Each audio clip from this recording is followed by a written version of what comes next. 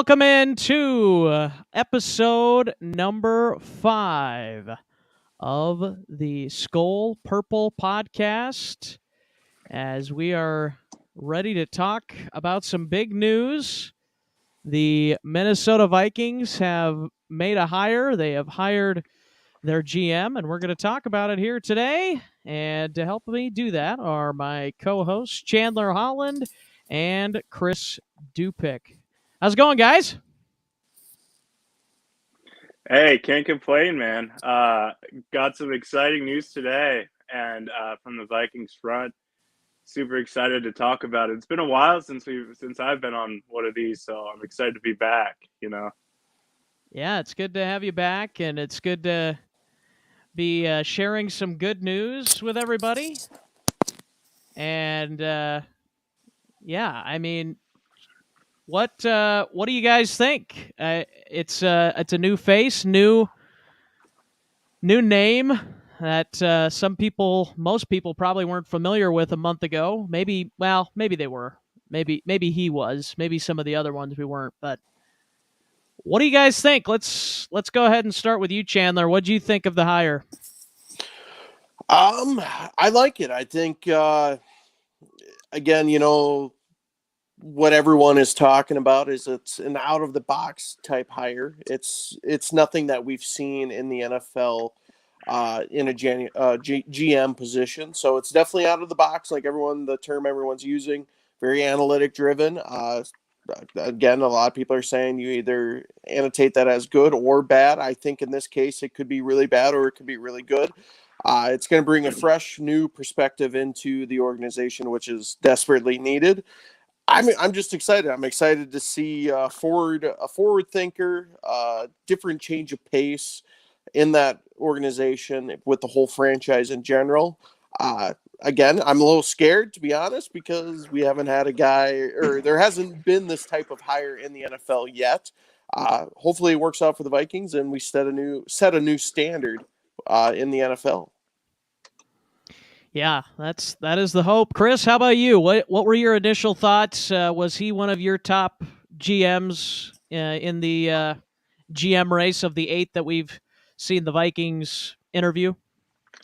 Yeah, I'll go along with Chandler's excitement. I mean, you talk about a guy who comes from a background where it's a new terrain, right? When we think about the general manager position, and just looking back at some of the things he's accomplished in San Francisco, especially when he went to Cleveland too, all the names that he has brought in and, played a big role, even though it wasn't as a GM. So super, super excited to see him come in. And I think he has made a lot of connections that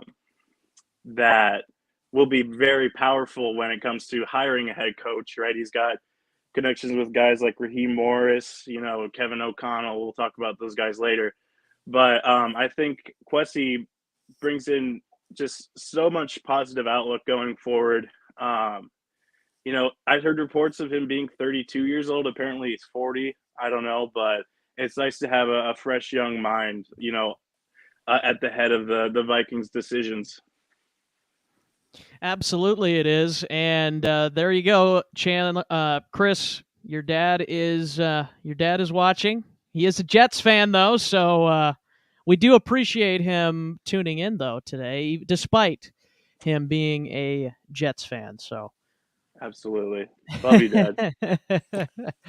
All right, well, gentlemen, let's go ahead and talk a little bit about what excites you the most.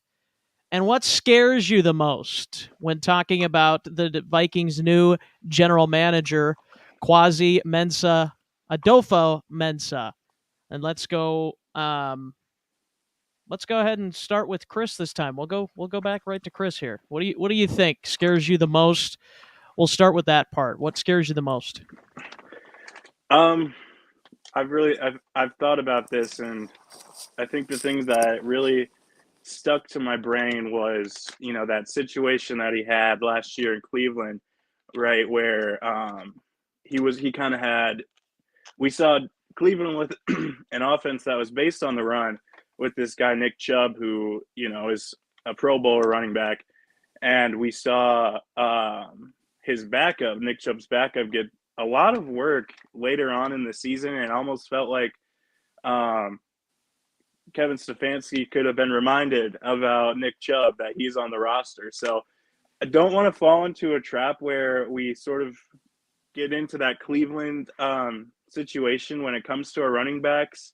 Like I do want to make sure that we lock down a guy that's going to be like a good back for us going forward. So I think that guy could be Dalvin Cook, but I think there's options where we don't keep Cook and we roll with Madison and bring in someone else.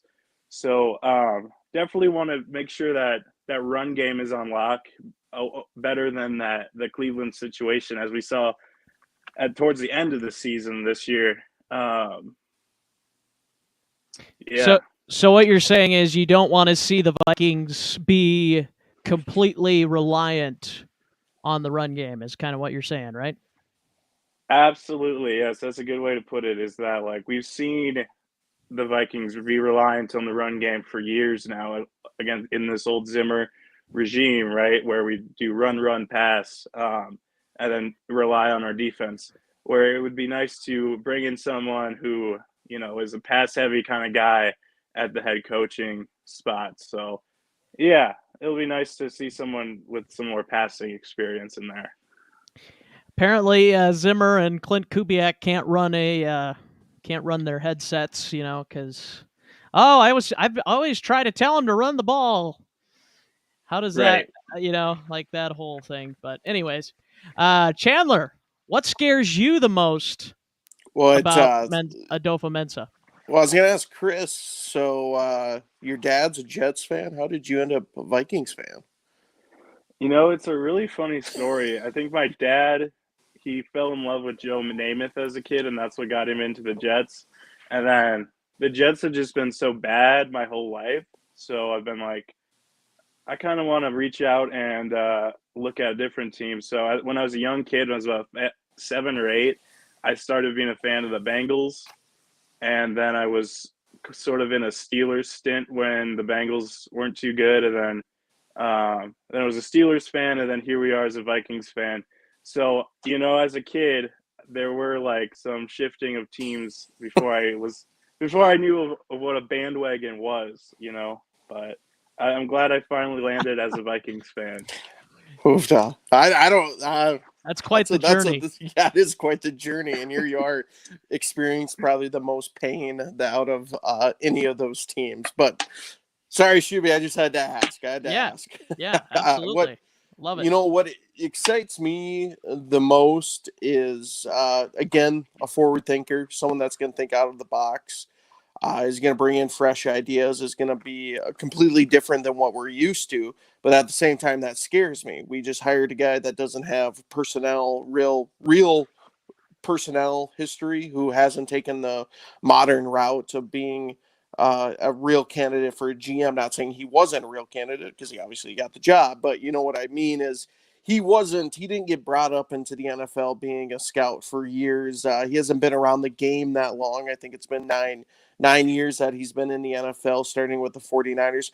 That's what scares me the most, is bringing in a guy that's ultimately has a say on a lot of personnel decisions, coachings, hirings, firings, drafting.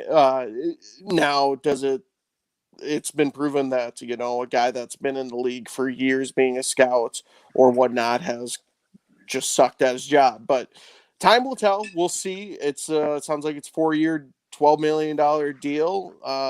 I like it. It's exciting because it is out of the box.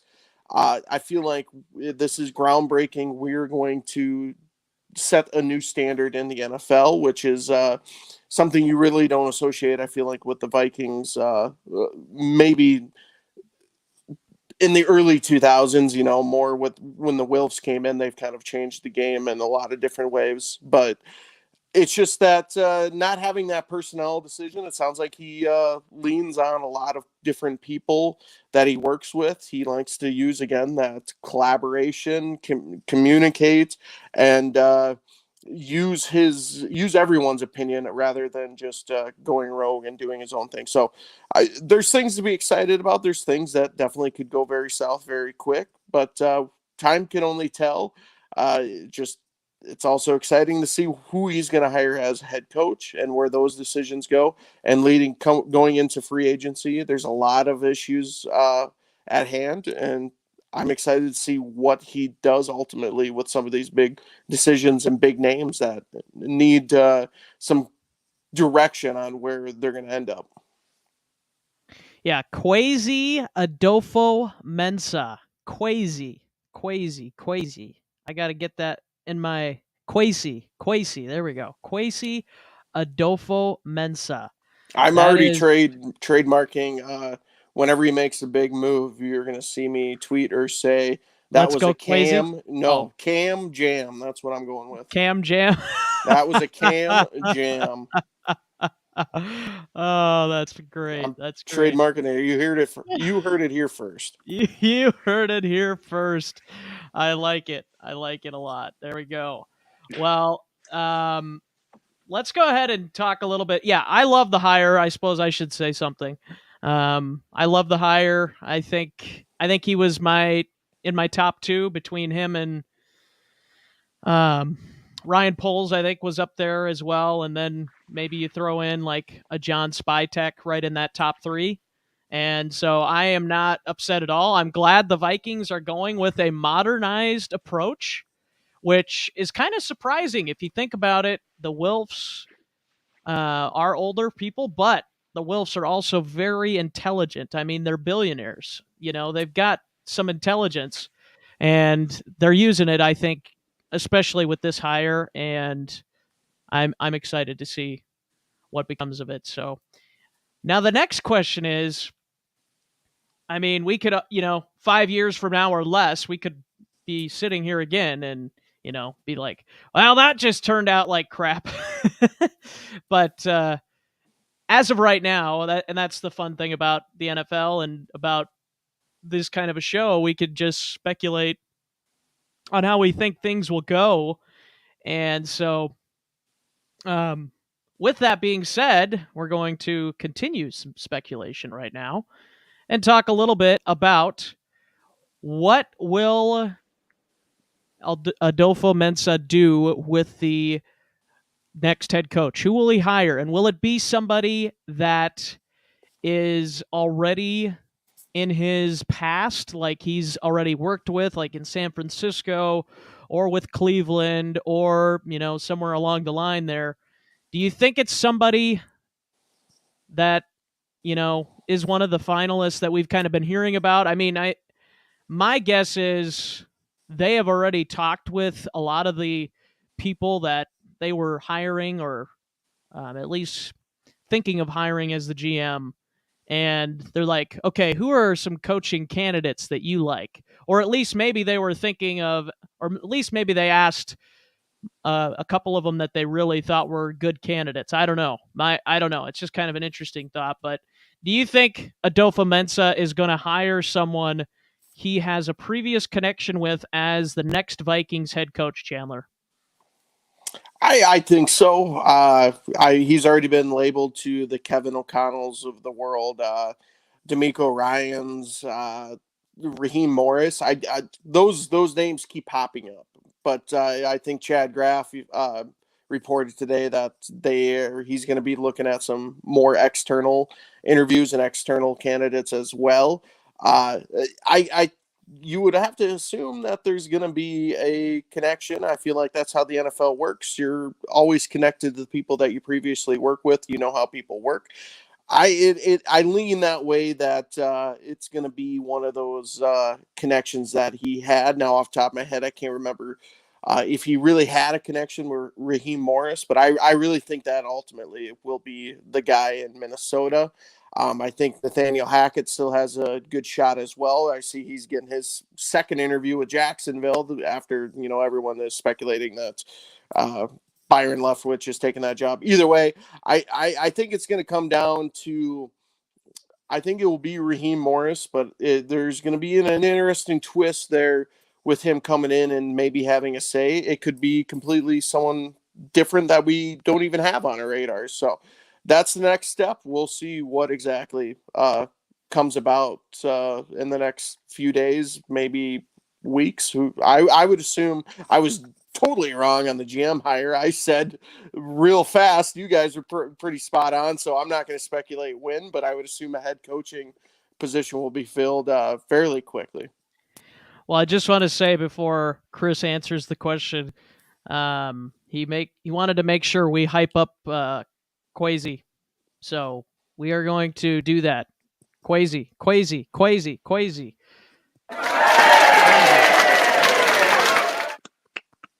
I don't know if you can hear the applause.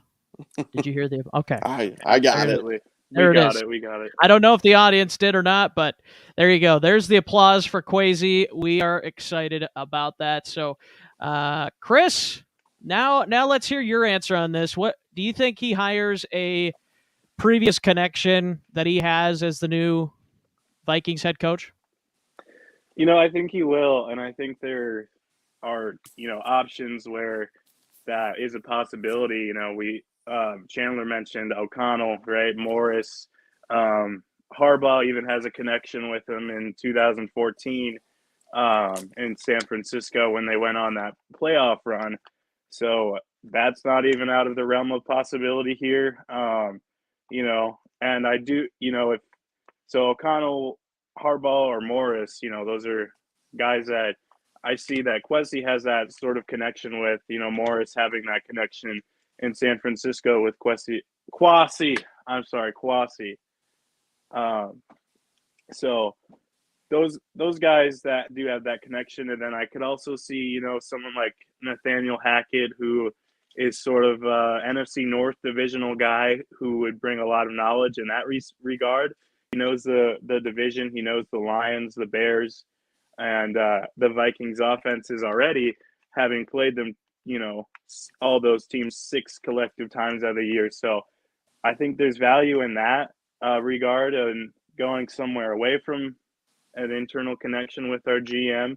But, just looking at Raheem Morris, having prior head coaching experience as an interim head coach, at least with Atlanta. And, he has sort of been the guy to, lead that Los Angeles Rams defense, which has been really impressive in this playoff run that they've been having. And on top of that, some of the top guys on that defense, Jalen Ramsey, talked very highly of him as well. So I think he's a guy that I think as a defensive mind would bring a lot to our team if we do tend to go towards away from an offensive minded head coach. But yeah.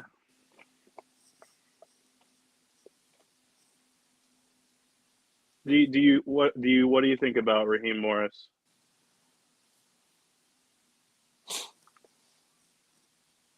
Can you hear me? I got you. Can you hear me? Yeah, I got you. Did we lose Shuby? Did we lose? How about now? There we go. What do you think about Raheem? Yeah, I was gonna say before we move on with Raheem, let's go ahead and go to your dad's question here, Chris. Do the Vikings want Rodgers to retire in Green Bay, or don't they care? I'll answer first. I'll answer first this time. I don't want Rodgers to retire in Green Bay because I finally want the Packers to realize what it is like to have a below average or average quarterback for once in their existence, or at least once in the last 30 to 40 years, which they haven't had that. So I want him gone, and from every indication of everything he said in that post-game press conference and on the Pat McAfee show too, I think he's gone. I don't think there's any way he's back in Green Bay, and considering their cap situation too, I really can't see him going back to Green Bay next year. What do you think, Chris? I'm with you, man. I don't see it. Especially if Devontae Adams doesn't go back to Green Bay and considers other options. I see that Packers franchise sort of becoming third or fourth in our division without that duo in there. So, yeah, I would definitely say that I'd like to see him get out of Green Bay. I think wherever he lands, though, he'll give a team a shot at a playoff run. So that's one of the big like free agent or off-season moves that I'm looking forward to seeing, like where he ends up. All right, Chandler, what do you think? I think he's gone too, but my question is, what does a package look like for an Aaron Rodgers? How much is a team going to have to give up in order to get him? I mean, it's not going to be cheap. It's going to be an unprecedented type deal. I feel like, granted, he's 38 years old, 37, right around in that area. I mean, then you have a Russell Wilson out there as well. You have Deshaun Watson possibly. There's going to be a lot of options for these franchises that are looking for teams.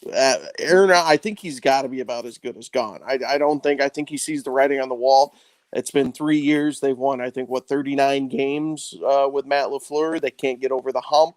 There's just been colossal mistakes and big-time moments in the 3 years that they've been together. I do think he's going to want out, but at what cost is it going to take a team to want to go get him? The connection in this Denver, is that really going to be the spot? Is George Patton or Peyton Patton going to give up the farm to go get an Aaron Rodgers for a chance at a Super Bowl? I mean, of course anyone would, but how much is too much at the same time? Yeah, what's your definition of the entire farm? They traded Von Miller for, how many picks? They got capital to give up, but is it enough? Is it going to be enough to get it done? That's going to be the question of the whole offseason. Yeah. Yeah, and I'm sure we'll dive more into that as the offseason looms. And this offseason, obviously for the Vikings is huge, as Chandler's put it multiple times, the most important offseason in Vikings history, which I think is off to a pretty darn good start. And but it's also a very important offseason in general for the NFL, because there's so many teams that have big decisions to make that could make or break their franchise for years to come. I think this is a very pivotal point in the offseason, or in the years for many people. So, and then he's got another question for us before we continue. Is Cousins going to be bye-bye, or does he stay in Viking land? And actually, we are going to put a hold on that, Michael, and we are going to play a game that we have created, or I've created, when we are further along in the show. So stay tuned for that, because we're going to play a game that's called Trade or Keep, and we'll all give our takes on that when the time comes. So before we continue, I think, Chris, was it you I had to ask yet about the Adofo-Mensah previous connection, or did we already go through that? I think I gave an answer about that. Okay. I had to remember where I was. All right.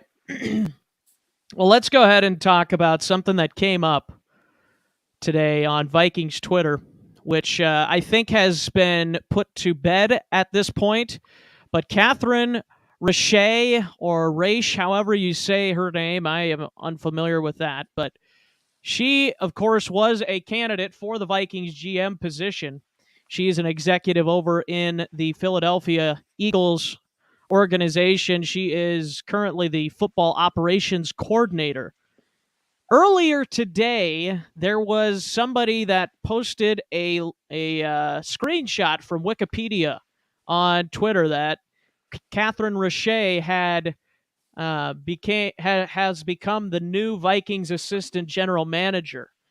And so my question for you guys is, do you think Catherine Richey has the ability to come in here? Do you think that she will be the next assistant general manager?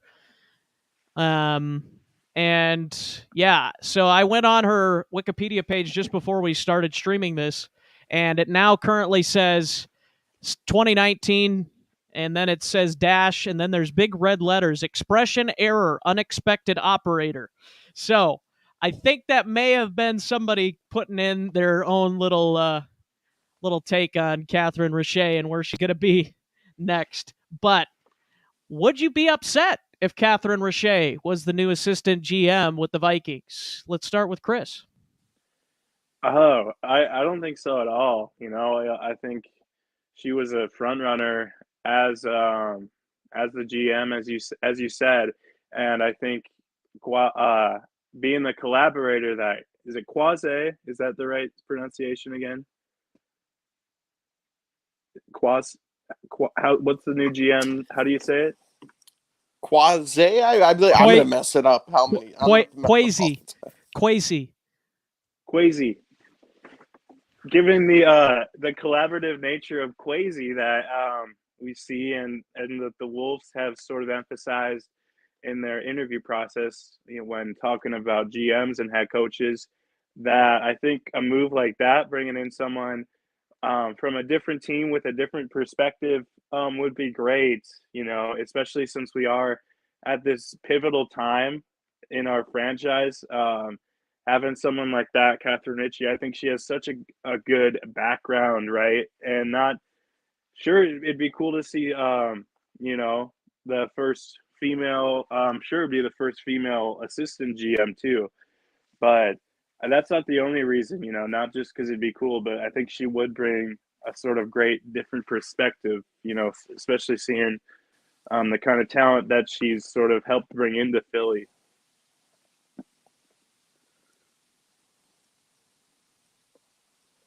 Oh, I lost him. I'm not against it completely. Sorry, I keep forgetting to unmute myself. I'm not against it completely, but I will say my question is her experience, is that going to be enough? Because I feel like even Adofo-Mensah has more experience in the NFL, and for him, he's been in the NFL for now. This is his 10th year in the NFL, where with Richey, she's only been with the Eagles for 3 years. This is her 3rd year. So that's my only question mark. She was with the Montreal Alouettes, and then the Toronto Argonauts from 2015 to 2019. So she was in the Canadian Football League before. Now, I'm not saying that CFL makes you not qualified, but I don't know if she's got enough experience. And she was hired, of course, after the Eagles kind of collapsed after their Super Bowl run, too. So is there enough success warranted there and maybe, and you could also say, well, it's not her fault either, but it's just kind of an interesting question. Chandler, where do you stand on Catherine Richey? I don't have too much info to say about her because quite frankly, I'm not too familiar with her work. Like you said, that's about the information you gave is about what I know and understand about Catherine. I think she's probably qualified for the job. She totally is deserving from what I've read and seen of this type of role in an organization. With the hire today by the Vikings, I think I would rather lean towards someone with more personnel history and experience, just because I feel like that's the one glaring concern I have with this hire is not being too familiar with the personnel side, even though he sounds like he's worked his ass off trying to learn everything about the personal side of this job. Not saying again either that Catherine doesn't have that experience, because quite frankly, I don't know. If man, woman, it doesn't matter. I would like someone with some upside or some real experience, years of experience in that personnel side. That's good. That's really good. Yeah, I agree. I think it would be beneficial for Kwesi to get Kwesi. Gosh, I can't get it right either. Kwesi Adofo-Mensah. Kwesi Adofo-Mensah. I'm gonna so much different than Rick Thielen. Yeah, but you know what? That's okay. It gives us gives us a new, fresh name, and I think he's awesome. But yeah, it just takes a little bit, even for me as a radio guy, to get used to saying it. But it's a good thing. It's a good thing. It's not that difficult to say once you get it figured out. We just got to get it figured out. So, but yeah, Catherine Richey. I think we've said what we need to say on her. Do you think if it's not Richey, do you think one of the other candidates that the Vikings interviewed for the GM position becomes the assistant GM? Anybody? You could look at a Rob Brzezinski possibly stepping into that role or just staying in his role. Jamal Stevenson. I mean, there's options in house, but again, how many of those guys are going to get cleared out? And Kwesi, oh man, I'm Cam is how much is he gonna Kwesi bring in and change it up? I just again, it might be too early to see. There could be an in-house candidate. There could be outsider coming in as well. So a lot to unfold yet, and the team hasn't even announced it yet. Which is, I wonder what's going on there, or have they? I haven't seen anything. They haven't officially announced it yet. My guess is they're going to probably call a press conference and officially announce it there. But I don't know for sure. Because, yeah, I think maybe they want to wait a little bit. But, yeah, it'll be interesting to see when that comes about. But, Chris, any thoughts on the other candidates that the Vikings interviewed, possibly being an assistant GM? I don't see it. I don't, especially in this organization where we've sort of seen how much they value, tradition, right, and stability in leadership positions. So if they were to sort of bring in an assistant GM, I just see it being from within, especially since, Cam being a new guy into the system. If you sort of bring in an assistant who is also new, you don't get that sort of inside knowledge of the Vikings personnel. And I guess that's an added boost, if you want to call it, from hiring from within. So I'm sure that the other candidates that we interviewed, sure probably have other position opportunities that could be more appealing than assistant GM. So I don't know. I guess that's just speculation, but that's what do you think? We wouldn't dare to speculate, would we? Never. We never do that. We love it. We love it. We love it. So, okay. Well, I think that pretty well covers it. I think we all kind of had our take on Richey, and I think, I honestly think they're going to bring in one of those candidates or somebody else as an assistant GM, because I think they want complete collaboration, and I think that happens only when you continually bring in outside sources, because they've got a lot of people in-house that have been there a while, and I think they want to get as many opinions from other people as they can. And that's just what I mean, just based on what Mark Wilf said at that press conference, that's where I'm at. And I think Kwesi is going to have a very big say in who they bring in as assistant GM. That's just my thought. But hey, it's also his job to make that call. Yeah, so he's running exactly. the show now. This is his pretty much organization team to manage. It's on him to bring us a Super Bowl, and that's all we care. That's all we care about. I don't care if we suck for 20 years after the fact. Just bring home one. Get one Super Bowl. That's exactly right. We will build him a statue outside TCO Performance Studio, and I will kiss the feet of that statue every time I go to watch training camp if he gets us a Super Bowl. I love That's it. all I got to say about that. So the assistant GM is obviously a huge hire, but let's go ahead. Oh, actually, skipped one. Let's go ahead and talk about the head coach. I know we mentioned Raheem Morris, and we talked about if they would bring in one of those past guys. But currently, after everything that we've heard from the Vikings, that we've heard from reporters, and who they've interviewed, based on all of that, who do you want as the next head coach for the Vikings? Give me your top 3 choices and why. We'll go to Chandler first. For me, based off the names that they've interviewed so far, I think there's going to be a couple more names coming through in the next few days, heading into the weekend here. Number one, I think it's Raheem Morris for me.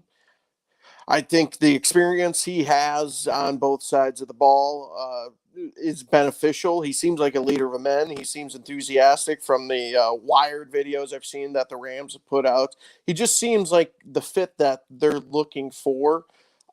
People want to bring up his stint with the Buccaneers. Hell, I hardly even remember his stint with the Buccaneers because it's happened so long ago. And I think he was, 32 or 33 at the time taking that role. And you had to deal with a Josh Freeman. We've experienced that same fate once before. So I think he's due for another shot. And it sounds like Falcon players were pounded on the table saying they wanted him and to remove that interim role because we all remember him coming in last year and whooping our ass and at home. Granted, no fans at the time, but we saw what he can do to energize a team. I think he's got to be the number one choice, and what he's done this year in Los Angeles is amazing as well.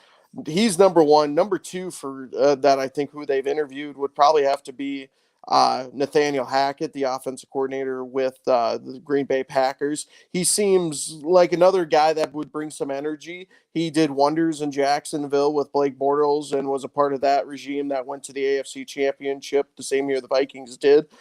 He just intrigues me as NFL head coach. You could also say, well, look what he did. Look, how much of that is Aaron Rodgers and how much is that Nathaniel Hackett? We all know Matt Fleur's calling the plays there, but the energy he brings, it seems, and the players that respect him with the reports, that he would have to be my number 2.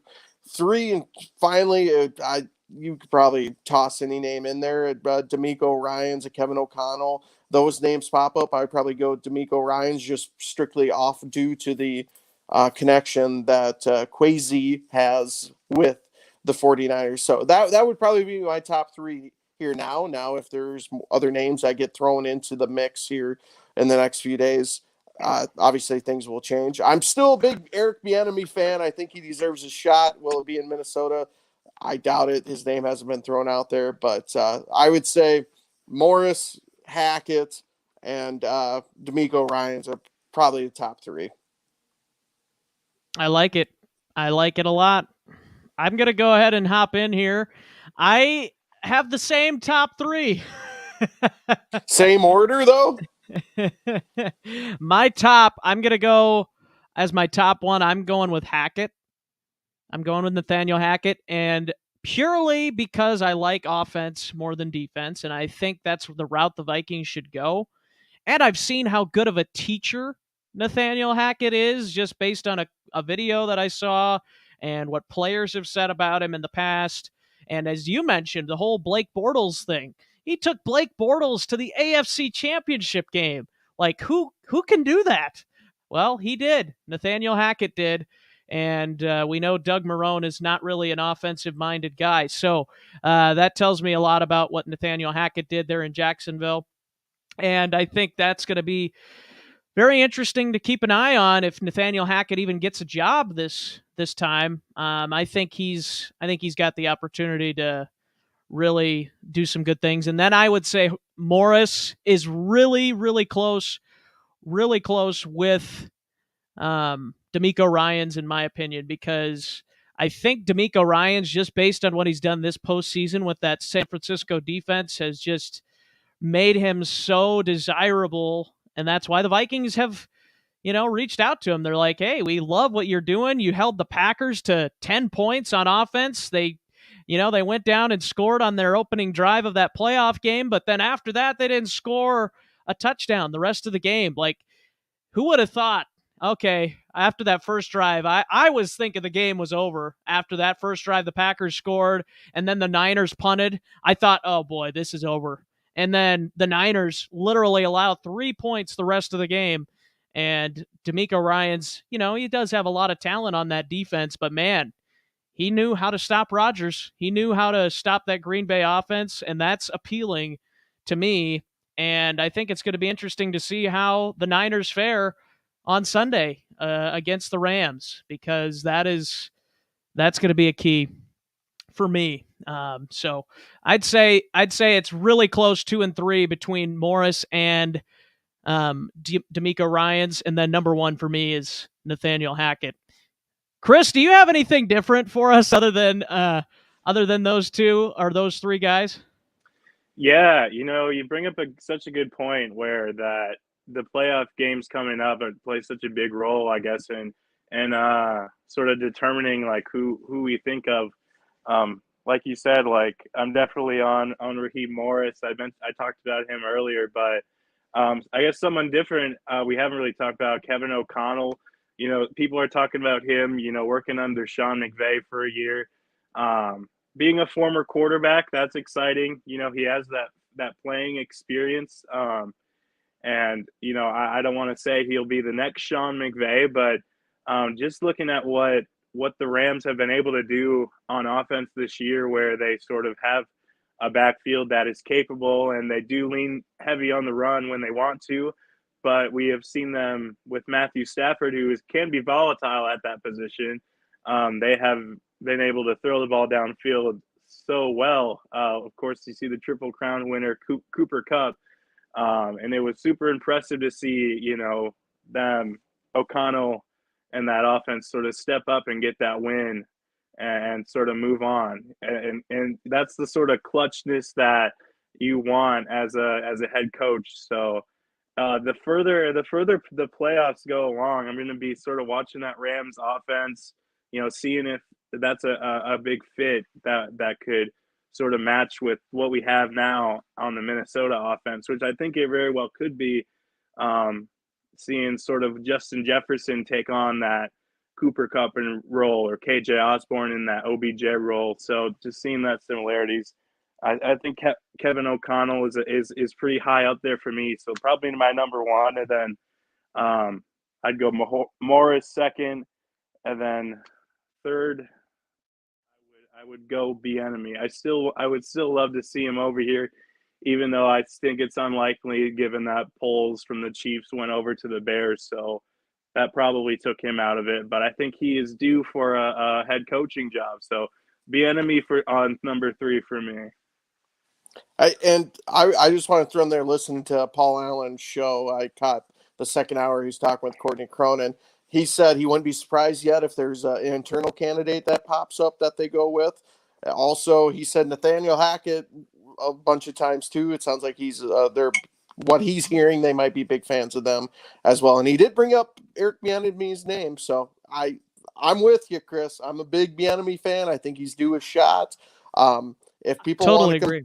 If people want to complain about him not calling plays, look at Kevin O'Connell in Los Angeles. He's not calling plays. It's all about just bringing. Neither is Nathaniel Hackett. Exactly. Bring in a guy that is a communicator, a leader, and we'll just say hello to Brian O'Neill in the hallway. That's all we want. Say hello. Would it kill you to say hi? I love it. I love it. All right, gentlemen. Well, that means it is time for our game today that we are starting. Trade or keep. And so I have got a timer that I'm going to start, and I'm going to give you each 60 seconds for each person, and I will also probably jump into this as well. 60 seconds for each. I'm going to set a timer, and you gotta give us your answer why you want this person traded or kept. And the first one is trade or keep Kirk Cousins. Here you go. You don't give us Chris. A softball? Here you go, Michael. Michael Dupick. There you go. Here's the one. Yeah, no softball. No softball. We're coming right out with the fastball right away. Let's go ahead. Hey, I hope I can make my dad proud of this one, man. All right. We're going to go ahead and start with Chris. Chris, I'm going to go ahead and add our timer to the stream. I'm going to give you the time, and I'm going to let you go in 3, 2, 1. Definitely want to trade Kirk Cousins. I think that cap hit, I've touched on that before, is just too high, right? And I think Kirk has proven that he can't bring us far into the playoffs, and that's our goal, right? Is the Super Bowl, and I don't see it getting done with Kirk. I think there's plenty of different scenarios where Kirk can be traded. I think teams will want him. I think in a lot of teams, Kirk can bring them to a Super Bowl, but it won't be with us. So trade Kirk Cousins. I also can see him staying, and we just eat that cap hit next year. But new GM, new head coach. It's a brand new system, and I think we need a new quarterback to trade Kirk Cousins. I can't even see the timer. How much do I got? And that is the time. Nicely done. Nicely done. All right, even Chandler. Got the background music? Yeah, man. It's not quite maybe on par with what we're looking for, but we'll go with it. We'll go with it. All right, let me know Chandler. it again. 3, 2, 1. All right, so I'm indifferent on this. What I think is going to happen is we're going to keep him. We're going to sign an extension to lower that cap hit going into the future. Now, that deal might look, I think, extending him a couple more years.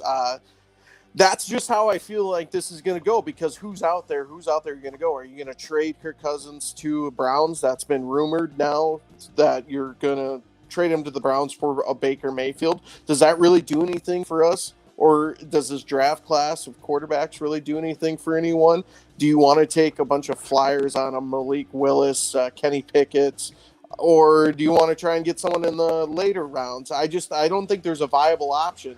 The Wills aren't going to want to be terrible for a year. I just don't see that happen. I think they're going to end up extending Kirk Cousins. And also another team's really not going to want to take that cap hit. The Vikings will have to eat up some of that. I think Kirk Cousins gets an extension to lower that cap hit. All right. There you go. And now I guess it's my turn. Now. So, all right. 3, 2, 1. All right. I want to trade Kirk Cousins. I think I've made that pretty abundantly clear on Twitter if you follow me.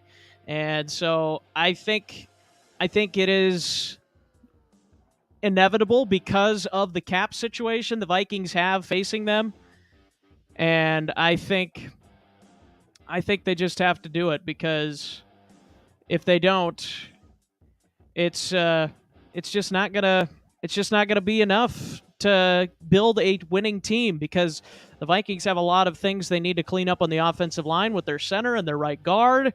They've got a secondary that needs totally rehauling, basically, because they don't have any returning corners that are good anyway. And so I think that's why the Vikings are going to trade Kirk Cousins. And I could take much more time to give you an explanation on that, but that's why I think the Vikings will trade Kirk Cousins. So let's go ahead and bring Chris and Chandler back in here, and we'll end the music for now. But yeah, I think that's it for me on Cousins. I don't know if you heard that or not, but Chandler, but we'll go ahead. I don't know. I'm sorry. I don't know what happened. I just got zapped out all of a sudden, but Okay. Well, we're going to go ahead and start again. And we're going to have Chandler go first this time as well. And he is going to give us his... Let's see. There we go. That's what we want. He's going to give us his next one, which is trade or keep. The pride of Minnesota. The pride of Minnesota State, Mankato State. Will the Vikings do it?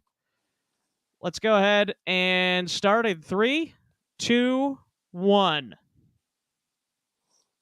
No, definitely. I don't see the Vikings trading Adam Thielen. Now I think they're going to go to him and really try and push him to restructure his deal. I just don't see any way that Adam Thielen is going to be traded from this team.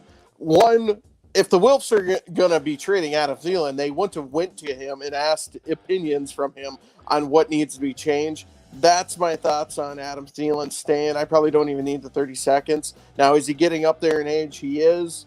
I think he still can produce at this age. He will have to restructure, and I think he will ultimately do that. There's going to be ways to move around, probably give him more of a bonus situation or back end his contract. I'm not a cap wizard. I think that's what's going to happen. I don't see Adam Thielen getting traded. I think he's a vital part to this organization, and he's one of the few leaders that they have on the team, leading the team. All right, there it is. Chris,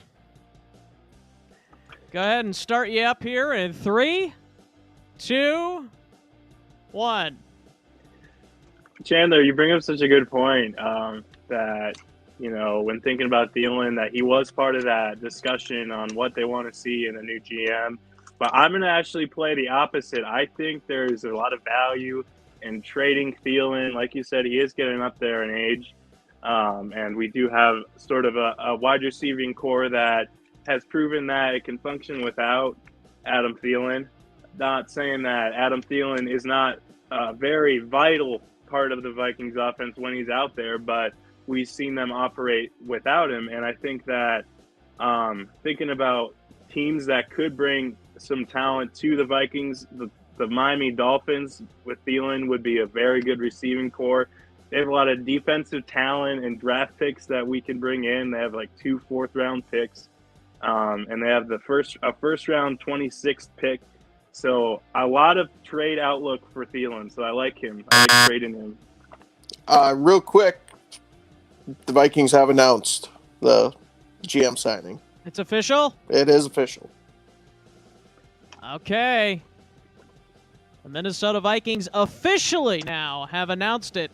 It's almost like they waited until we were live on the air here to announce the signing of general manager Kwesi Adofo-Mensah as the new GM of the Minnesota Vikings.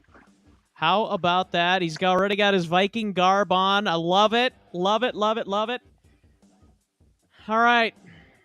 I'm just going to say it really quick. I think Adam Thielen needs to go based on the injuries, based on his age, based on the cap hit. And the Vikings have 2 promising receivers other than Justin Jefferson behind those 2. So I'm okay with it, and I'd be fine going and getting a David Bell, Chris Olave, Jahan Dotson. There's so many good names at wide receiver in this draft. I'd be totally fine with it. So that's all I'm going to say. Let's go ahead and do Dalvin Cook. Man, the heart and soul of this Viking offense, it seems like. I mean, Justin Jefferson, you could make the case too, but the heart and soul of the Mike Zimmer offense, if Mike Zimmer is the coach. So, Chris, we're going to start with you on this one in 3, 2, 1. I think Dalvin has proven that he's a leader in this organization, and I think in this pivotal point where we're bringing in a new head coach and Dalvin being that sort of captain role model that he is to those younger guys, I think we keep him, honestly, especially given that he's a running back that doesn't rely on the offensive line like we see with a lot of other running backs. He's a guy that sort of can run with his own. He can make something out of nothing. We've seen so many times where the line has blown up and Cook can make a cut and suddenly he's like 10 yards down the field and we have a first down. So especially since we're looking to bring in new interior defensive linemen, we have tackles locked down in O'Neal and Darisaw. I don't like the prospect of bringing in a new running back, especially since Dalvin has shown some really he had an off year this year, but he has been great for us. He had been playing through an injury. He played with like a broken arm, not a broken arm, but he had such an injury, and he was really good for us. So I like keeping him. All right. Well, I am going to go, and I am going to just say right now. Okay, I'll just start the timer. I'll start the timer. Okay. I am saying that they should trade Dalvin Cook, and here is why. Because running backs grow on trees, I believe, and the Minnesota Vikings have an important hole to fill on their offensive line at right guard and center. And that is why I think Dalvin Cook is expendable. They've got Alexander Madison. He's a solid back. And there's always an undrafted free agent that they could bring in. There's backs throughout the entire draft. I mean, they got Dalvin in the second round. You got guys like Alvin Kamara in the fourth round. I mean, there's so many good running backs you can get in the draft. So I'm trading everybody here. I'm maddening this thing, you know. I'm going with the Madden style right now. So I'm trading him. So all Vikings fans are going to stop watching this because I'm trading everybody, but that's okay. All right. Well, let's go ahead and continue this on with the defense.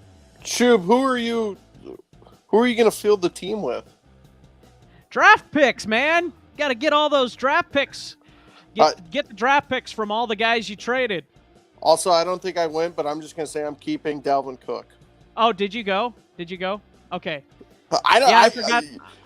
You don't have to give me 30 seconds. I'm keeping Dalvin Cook for two reasons. Leadership, and two, I'd like to see him with a new offensive system and see what they can do with Dalvin Cook. He's a swift Army knife out there. So I'm all in on keeping Dalvin. I agree with that. I do agree with that. I think I would love to see them use him more so like an Alvin Kamara, like the Saints have used him. I think that'd be fun. I do. I love Dalvin. I don't want to say I don't like Dalvin. I love Dalvin. It's just the cap hit and the amount of money you're paying him at the running back position. No. Again, there's a lot of tough decisions. So this team will end up losing a lot of important pieces. All right, Chandler, I'm going to let you go first on this one. Danielle Hunter in 3, 2, 1. See, this is probably the hardest one for me with Danielle Hunter. The guy's been hurt 2 years in a row, but you see how big of a force he is. Now we bring in Kwesi, Cam from Cleveland. We've seen what he's done in being in an organization that's drafted Bosa, has Myles Garrett, brought in a Clowney. I was going to mess his first name up. But I think they keep Danielle Hunter. Again, it's going to be a situation where they might have to restructure him or just you're going to pay him. I think he's an important piece. The key to being a successful football team is winning in the trenches. And I think it starts with Danielle Hunter. I think he's a very important piece. And he hasn't even hit his prime yet.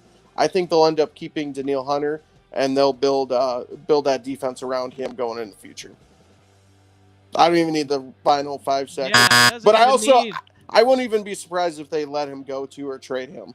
That's another up in the air one.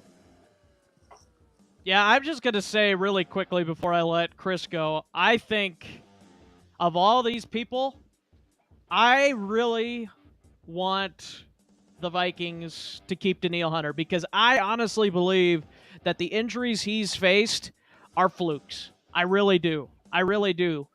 The neck injury, that's kind of a fluke deal. And then the torn pec, like, come on, man. That's just, like, unlucky. Like, I don't think there's anything, like, injury prone with that. You know, like, if he's got leg issues or, you know, back issues all the time, that would be different. But it's just kind of these off-the-wall kind of things. I see him getting healthy this coming year and really showing why the Vikings missed him this past year. So, Chris, it's up to you, man.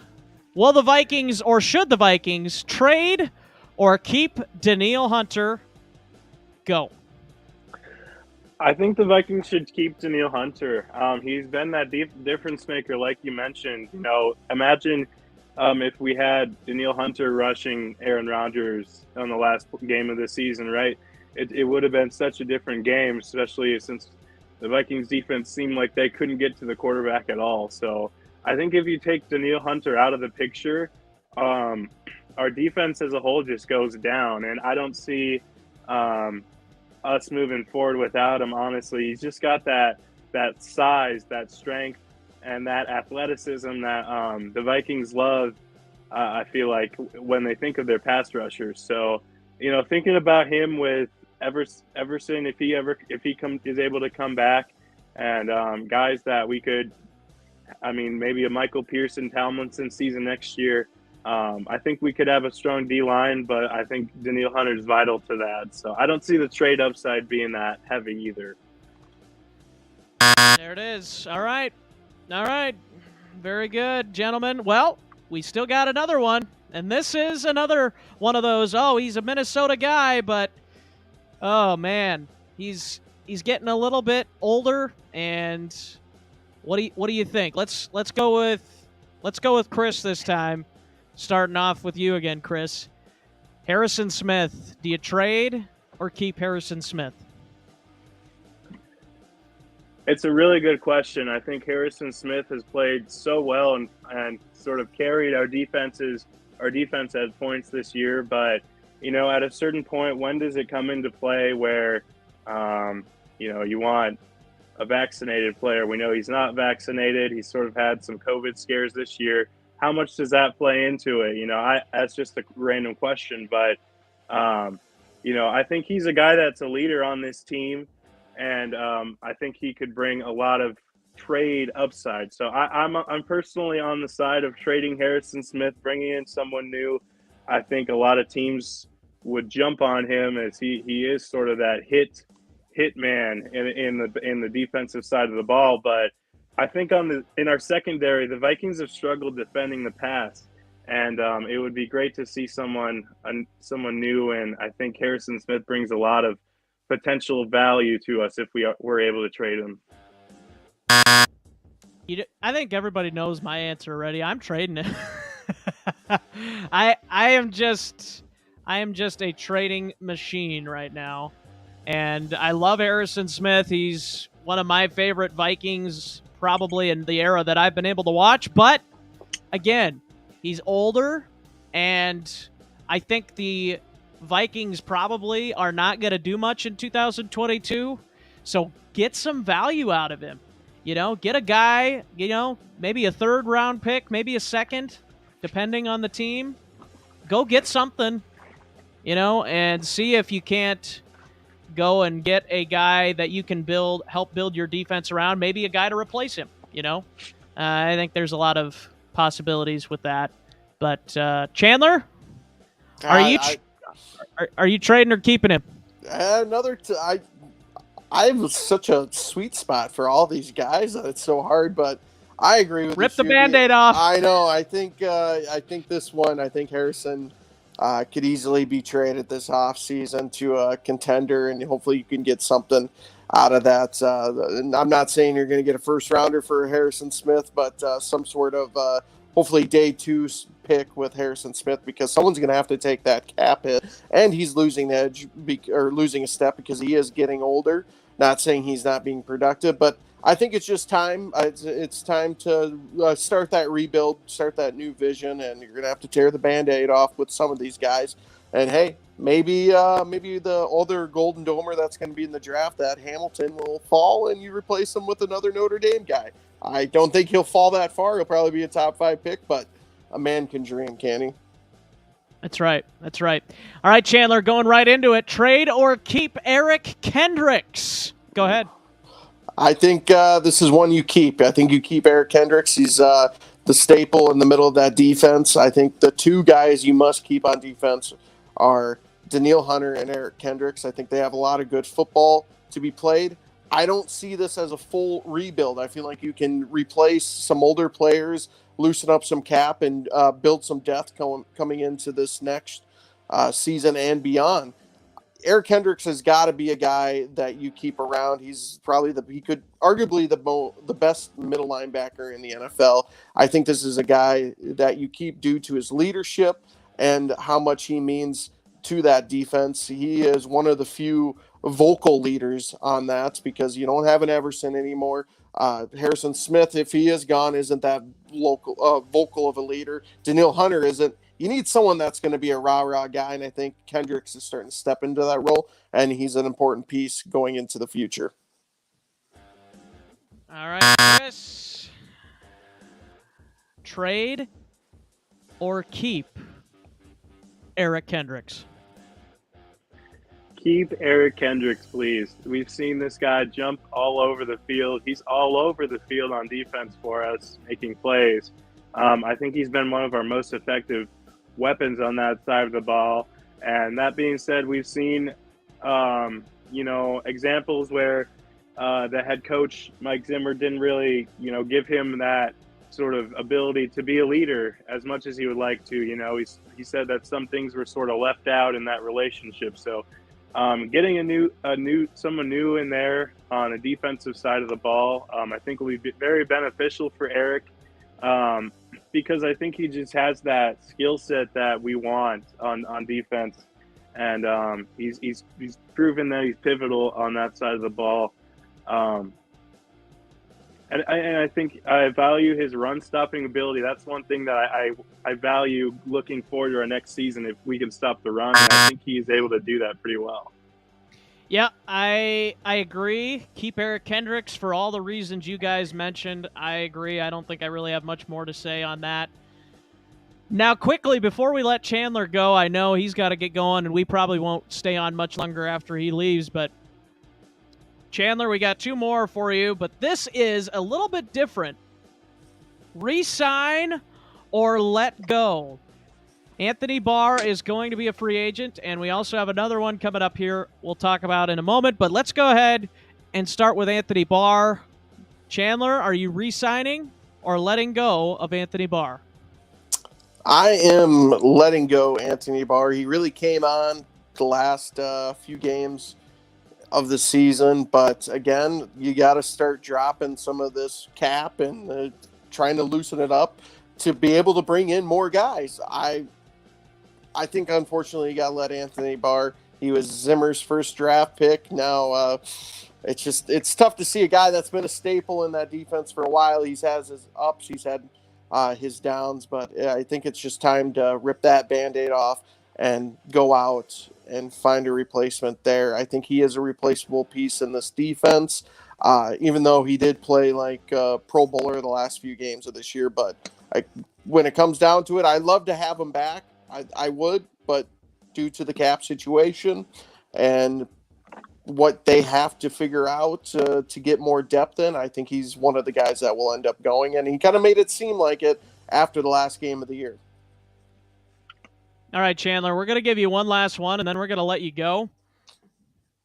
Patrick Peterson only signed a one-year deal with the Vikings. Are you re-signing him, or are you letting him go? I think that he played a lot better than I thought he was going to coming in last year. I get that's a tough one because, again, you don't have that many leaders. If you can get him back on a same 1 year deal and see how it goes out, it's going to be up to him. I think they're going to want him back. It will be up to the new GM Kwesi, but if he wants to bring him back, I think it's going to be up to Patrick Peterson. Does he want to come back to sort of a retool, not a rebuild? We all don't think that the Vikings are going to compete for a Super Bowl in 2022-2023 season. So it's up to him. I think he's going to be chasing that ring. It sounds like he wants to come back, but at what cost is that going to take? And is he really willing to come back for a team that more than likely won't be competing? Now, if the Packers end up blowing it up and we bring most of these guys back, then you are competing for a division title, and you never know what can happen. But To answer your question real fast, I think he's gone. All right, Chandler. Well, hey, we really appreciate it, and have a good night, man. We will we'll have you back on probably after the Vikings get a new head coach, and maybe sooner. Who knows? It's always fun, guys. Appreciate it. I got to go do more wedding planning. So. Oh yeah, that's right. Yeah. Oh congratulations yeah. Again. I appreciate it, guys. Absolutely. Skol to the wedding. Skol for the Vikings. All Skol. Everywhere, right. Skol. I appreciate it, guys. Exciting times. Let's get that head coach, and we're going to the Super Bowl, huh? Let's go. State Farm bound. All right. I just said we're not competing, but all right. We'll see you guys. See ya. All right. I cut him off there a second. Sorry, Chandler. All right. All right. Chris, let's go back to Anthony Barr. Resign or let go of Anthony Barr. What do you got? Hey, I'm with Chandler. I think we gotta let him go. He's shown some highlights this year, but I think we just can't get over those injuries that he's been plagued with. It's unfortunate because I think coming into the league, he was one of the bigger prospects coming out of UCLA, but it's been so unfortunate to see the injuries sort of hound him down because I think he had a lot of potential. But I think we let him go. I think our Nick Vigil has shown a lot of promise at linebacker position if we do want to go with him, or if we want to look elsewhere in free agency or the draft. But that's one position where Chandler said it that Barr kind of even hinted that he didn't see himself necessarily coming back, and I think he was one of Zimmer's guys. And now that Zimmer's gone, we won't really see him around. So I'm guessing they'll let him go. Yeah, I totally agree. I think Anthony Barr is gone, and he had some good moments in Minnesota for sure. He did, but I think it's time. I don't think, based on the cap situation the Vikings have right now, I don't think you can bring him back. I just don't. I don't think it's possible. So either they're going to have to really, really extend Kirk Cousins to the point where he frees up like $20 million or more in cap, or they're going to have to trade him, which would free up more money to re-sign some of these guys like an Anthony Barr, like a Patrick Peterson, and keep guys like Danielle Hunter or Harrison Smith. But I think they got to let Anthony Barr go. As much fun as it's been to have him, I think just kind of also with his injuries, I think that's been, not that you can control that, but as they say, the best ability is availability. So, and let's go to Patrick Peterson. Oh, go ahead. What were you gonna say? I'm not at full into like the whole rebuild. I think that the Wolves were right, and the players like Thielen were right, and that we're really close. That this team is a team that's got a lot of talent, and so I think if we look at these guys and say let go of all of them, trade all of them, it's not going to go well for us, especially since these guys have been a staple to this team over the past few years. So I just want to put that out there. Like I see a lot of value in keeping Anthony Barr too, because you don't know if he can stay healthy and bring a lot to this team next year. So we'll never know, I guess, until they make the moves. All right. Well, let's go ahead and go to Patrick Peterson, Chris. Yeah. Should the Vikings keep or not re-sign him? Yeah, I'm not with the whole argument that our secondary will be good without Patrick Peterson. I haven't seen much promise from Dantzler, although he has that length, that Spielman athleticism that Spielman brought him in for. It hasn't necessarily transferred over to the field. We've seen Chris Boyd and his sort of shortcomings this year, although he has shown some talent. I'm not saying that he hasn't, but I think Patrick Peterson is someone that they need in the secondary. And I think just building off of this year will be really good to see on coming in on year 2 in the system. And I think if he's one of those guys that if we want to make a run in the playoffs, I think we'll need him. He's shown that we sort of needed him. We needed him against the Packers, and we didn't have him, and we took an L. So I think we keep Patrick Peterson. I agree. I think he's a good veteran presence to have in the locker room. He's one of those vocal leaders that the Vikings could use on the defensive side. If you can get him at a reasonable price, I think you got to bring him back. So, yeah. And that is going to do it almost. We did, as we mentioned, Chandler broke the news that the Vikings officially announced Kwesi Adofo-Mensah as the GM. There you go. Yeah, that guy. Oh, this guy. Yeah. I can't do it when I'm on the side here, but there he is, the new GM of the Minnesota Vikings, Kwesi Adofo-Mensah. And that's a good-looking man right there. I think he's the right man for the job, and should be a lot of fun to see how the Vikings proceed. I'm interested to see how many drastic changes he'll make, or if he'll be he'll play it safe. You know, I'm really interested to see if he plays more of that Rick Spielman safe kind of a GM where, you know, he's not going to make any trades unless they have to be made, like you saw with Sam Bradford, where you saw with Chris Herndon, like the panic deals, you know. So I think it'll be interesting to see that, but yeah, I guess I'm with you there. Like with Kwesi, seeing the different decisions that he has so many options that he can do. You know, that's the thing with the Vikings is going into this offseason, there's so many question marks. I feel like more than other teams with all of our players and decision making, and this coaching and GM search has been a long one. There he is, Kwesi.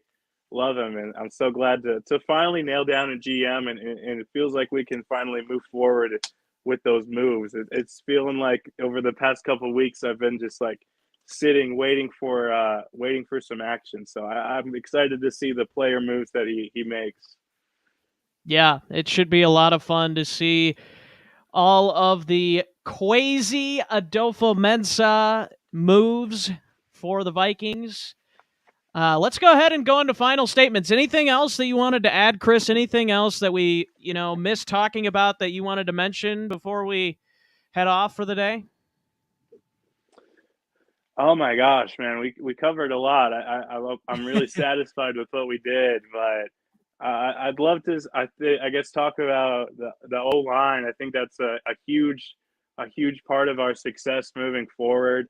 And I think that bringing in a guy like Kwesi, who has, been a key part in assembling that O-line in Cleveland, that they've sort of brought in Jedrick Wills and, brought in guys like Joel Bitonio and stuff like that. So it's been really awesome to see that O-line, and I hope that carries over to our team. So I guess that's just one random thing, but yeah, it's been a pleasure, Shub. It's always a pleasure being on the Skol Purple podcast. Yeah, the Skol Purple podcast, episode number 5. And we really appreciate Michael Dupick. I think he is the man that stood by us this entire episode. He says, thanks for a great show. Well, thank you for listening this entire time and watching, put up with our nonsense the entire time. So we really appreciate that.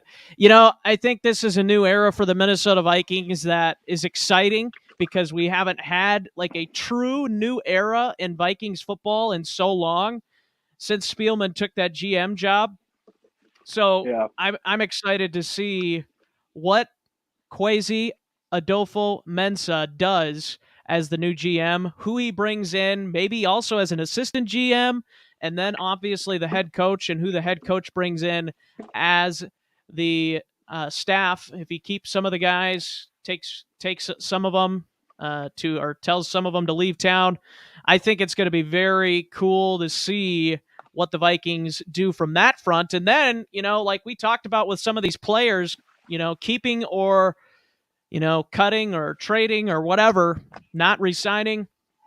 I think that's going to be interesting to see what Kwesi does. And I'm going to be also interested to see, I'm very interested, just so everybody's aware, but I'm also very interested to see how much the head coach of the Vikings has input into some of these moves that happen as well. Or is it going to be like a total Zimmer and Spielman situation all over again, where you got Zimmer who didn't want to sign a big money quarterback, but then you have Spielman who's like, no, we need the quarterback. He's the final puzzle piece.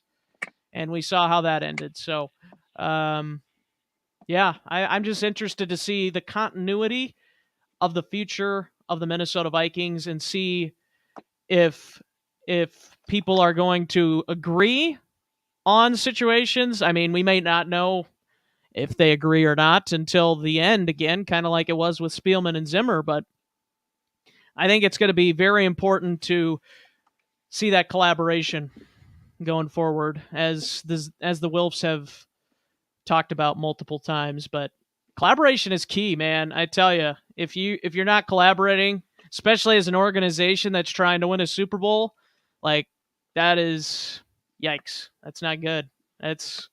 And all the things that came out with about Zimmer and Spielman, it's pretty rough.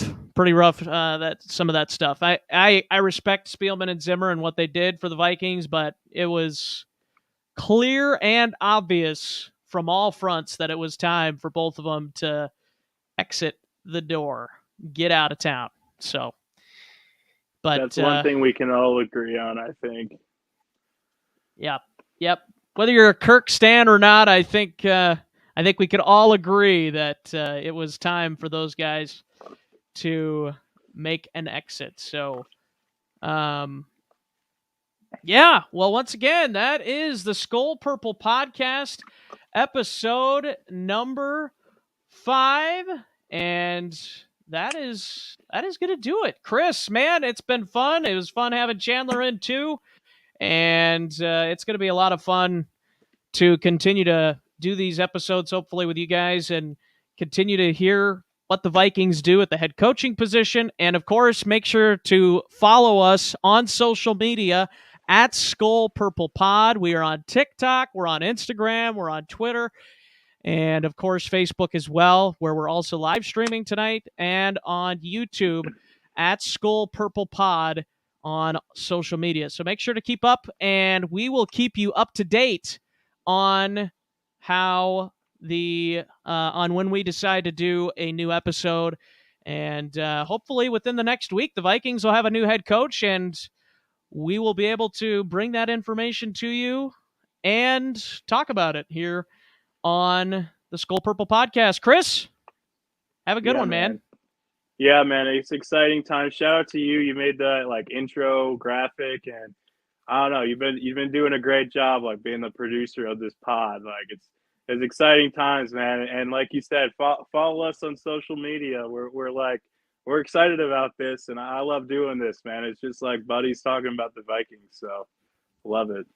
Yeah, absolutely. Well, I'll play it again, even though it's technically not an outro, but I'll play it again for everybody as we go out. Chris, take care, man, and we'll catch you on the next one, everybody.